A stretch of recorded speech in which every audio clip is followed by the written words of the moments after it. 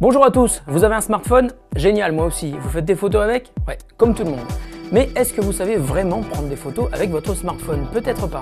Dans cette petite émission spéciale, nous allons tenter de vous donner quelques règles simples pour réussir vos photos avec votre smartphone. Et vous n'aurez pas à rougir de vos amis qui, eux, ont un super réflexe, mais ne savent pas s'en servir, même s'ils font un peu les malins avec. C'est parti. La règle numéro 1, la plus importante de toutes, et je vous promets que vous êtes au moins 8 personnes sur 10 à faire l'erreur.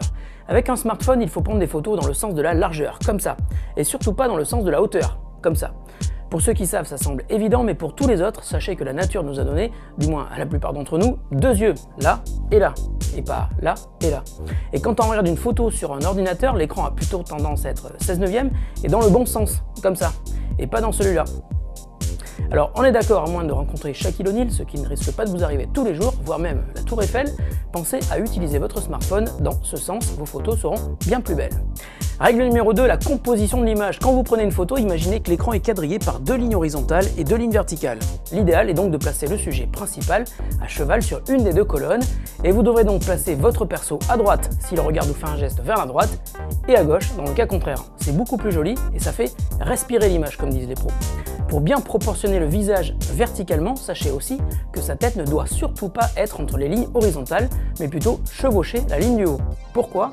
Eh bien, ça permet d'éviter de lui couper le bas du corps et de voir trop de vide au-dessus de sa tête. Chez les pros, on dit qu'il y a trop d'air. Ah, une astuce, sur beaucoup de smartphones, il y a la possibilité d'afficher la grille. Si le vôtre la propose, activez-la, ça vous aidera.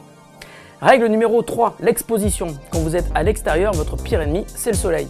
Si vous prenez une photo, il doit être derrière vous, sinon vous serez à contre-jour et vous ne verrez pas les personnages que vous tentez de photographier. Sachez aussi qu'il est beaucoup plus facile de prendre des photos le matin ou en fin d'après-midi, quand le soleil est très bas, car quand il est très haut dans le ciel, il crée des ombres plongeantes horribles sur le visage. Ah, une astuce. Sur votre smartphone, appuyez sur la personne que vous voulez photographier. Sur l'appareil, pas sur elle. L'exposition devrait se calculer par rapport à la personne et pas au paysage qui l'entoure. Surtout s'il y a une grande différence de luminosité entre le sujet et le paysage. Et une autre astuce d'ailleurs, si malgré tous vos efforts vous n'arrivez pas à placer correctement votre personnage dans la lumière, utilisez le flash. Et oui, en plein jour, il peut vous aider à déboucher les ombres, comme disent les pros. Règle numéro 4, faites le point sur votre sujet principal. Là aussi, en appuyant sur la personne que vous souhaitez photographier, la netteté va se faire sur elle et non sur une autre partie de l'image, car si la personne est très éloignée d'un objet, vous risquez d'avoir l'arrière-plan net et la personne au premier plan flou. Et à moins que la personne photographiée ne soit votre belle-mère, il vaut mieux faire de la netteté sur votre sujet principal. C'est mieux. Ou pas. En fait, vous choisissez. Règle numéro 5, les enfants. Là aussi, vous êtes très nombreux à faire une erreur très facile à corriger.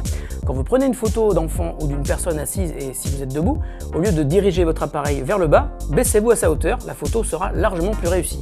Et ça risque même de faire rigoler les enfants qui verront un genre de complicité avec eux. Tu me prêtes tes Lego, petit homme ?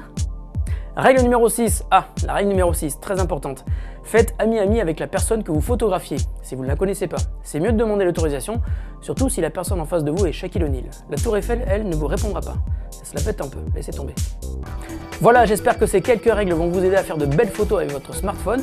Elles sont aussi valables pour certaines, pour tous les autres types d'appareils photo.